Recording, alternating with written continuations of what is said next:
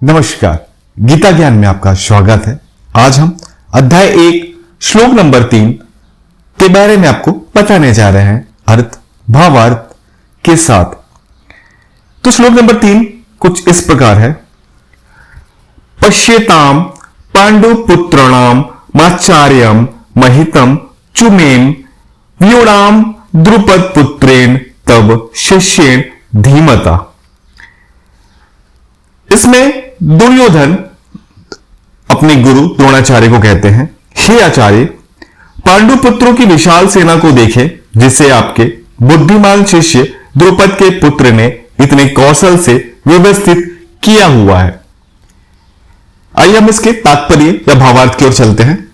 इससे पहले मैं आपको बता दूं, आपने इसके पहले वाले में यह जाना था कि महाराज वो धृतराष्ट्र थे, वो अंधे हैं, ये आप जानते हैं।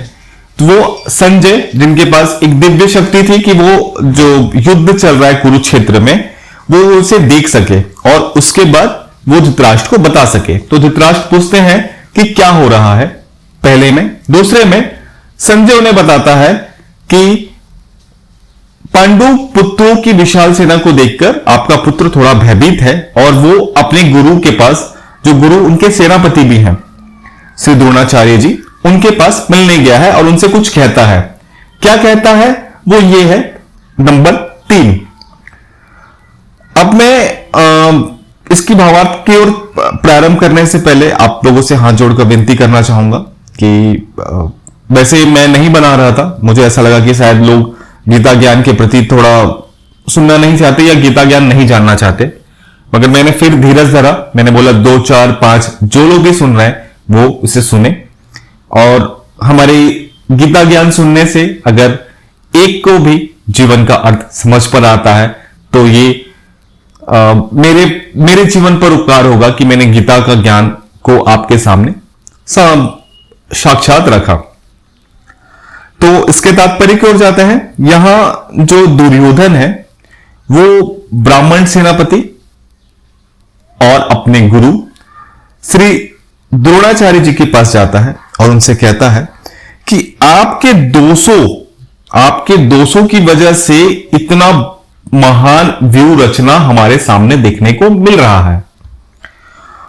वो उन दोषों के बारे में बताता है। वो दोष कुछ इस प्रकार से था।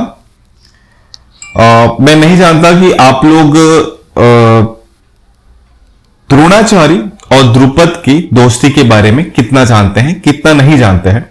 पर देखिए, अगर आप चाहेंगे कि इसकी पूरी कहानी मैं आपके सामने प्रस्तुत करूं कि कैसे द्रौपदी का जन्म हुआ, कैसे जो द्रुपद है, राजा द्रुपद की कहानी क्या है, और उनका पुत्र जो है उसमें क्या हुआ, कैसे हुआ, मैं धृष्टद्युम्न, उसके बारे में मैं एक पूरी कहानी आपको विस्तार में बता सकता हूं। अगर आप, मुझे कुछ लोगों ने भी कमेंट किया, जितने लोग भी देख रहे हैं उतने लोगों ने मुझे लाइक किया, और कमेंट अगर आप करते हैं तो यकीन जानिए, कमेंट में आप ये करिएगा कि मुझे ये धृतराष्ट्र, माफ कीजिएगा, आपके द्रोणाचार्य जी और जो राजा द्रुपद थे, द्रौपदी के पिता, उनकी कहानी क्या है, पूर्व कहानी, तो मैं आपको उसमें विश्लेषण में बता दूंगा।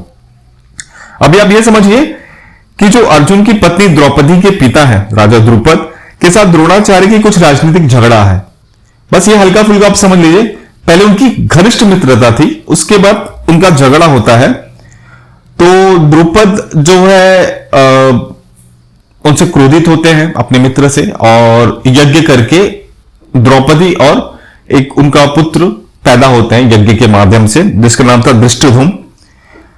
फिर धीरे धीरे उनके बीच में थोड़ी जो है दूरियां खत्म होती है। फिर द्रुपद जो है वो स्वयं कहते हैं द्रोणाचार्य जी को कि प्लीज आप मेरे जो बेटे हैं इनको भी आप अपनी शिक्षा में दे दीजिए। तो जो द्रोणाचार्य जी थे, उन्होंने सारी व्यूह रचना राजा द्रुपद के बेटे धृष्टद्युम्न को सिखाया, समझाया, पढ़ाया।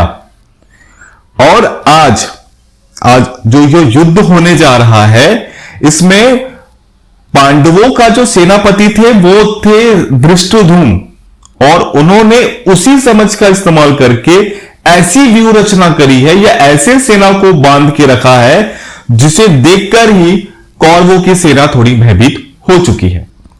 वो साथ ही इस माध्यम से वो उन्हें द्रोणाचार्य जी को दुर्योधन ये भी बोलना चाहता है कि मैं जानता हूं कि आप जो पांडु पुत्रों हैं उनसे आप बहुत ज्यादा स्नेह करते हैं और आप राजनीतिक प्रभाव में आकर मेरे साथ जो है हम कौरवों का अब साथ दे रहे हैं। इसके बारे में पूरी कहानी है, अगर आप चाहेंगे तो मैं उसको भी बता सकता हूं एक के बाद एक। अगर आप चाहते हैं कि मैं महाभारत के ऊपर कहानियां बताऊं तो प्लीज आप कमेंट करें। तो मैं शुरुआत से शुरू करूंगा, भगवान श्री कृष्ण के जन्म से। वहां श्लोक नहीं होंगे, वहां सिर्फ और सिर्फ हम आपको कहानियां ही दिखाएंगे और कहानी के माध्यम से हम आपके साथ आगे बढ़ेंगे। उसका हम अलग से नाम रखेंगे, महाभारत नाम रख देंगे। अगर कुछ लोगों ने भी, कुछ 2, 4, 5, 10 लोगों ने भी अगर मुझे कमेंट करके कहा कि मुझे ये सुनना है तो हम जरूर सुनाएंगे। तो यहां पर दुर्योधन कहता है कि आप पांडु पुत्रों से बहुत ज्यादा स्नेह करते हैं और खास तौर पर वो ये बताना चाह रहे थे इशारों में कि आप अर्जुन से बहुत ज्यादा प्रेम करते हैं, अर्जुन से हद से ज्यादा प्रेम करते हैं। तो उनकी मोह के वश में आपको इस व्यू रचना को तोड़ना है और हमें जीतना है। अगर आप मोह में फंस गए तो हम ये युद्ध हार जाएंगे। तो ये था इसका मूल रूप से भावार्थ। हमने आपको जो श्लोक बता दिया, श्लोक नंबर 3, उसका अर्थ बता दिया और उसके भावार्थ को भी हमने समझा दिया। तो आपका काम केवल और केवल यह है कि वीडियो को लाइक करें, अपने दोस्तों के साथ इसे शेयर करें, अपने घर वालों के साथ शेयर करें, अपने प्रियजनों के साथ शेयर करें, या जो जिंदगी में थोड़े डिस्टर्ब चल रहे हैं काम को लेकर या किसी भी चीज को लेकर, वो गीता का ज्ञान लेकर और अपने दिमाग, अपने चक्षु को खोल सकेंगे। तो ज्यादा से ज्यादा लोगों तक शेयर करें। लाइक का बटन दबाना बिल्कुल ना भूलें। अगर आप चैनल में पहली बार आए हैं तो सब्सक्राइब भी करना बिल्कुल ना भूलें। मिलते हैं हम श्लोक नंबर 4 के साथ। तब तक आप हमें प्यार करते रहिए, कमेंट करते रहिए।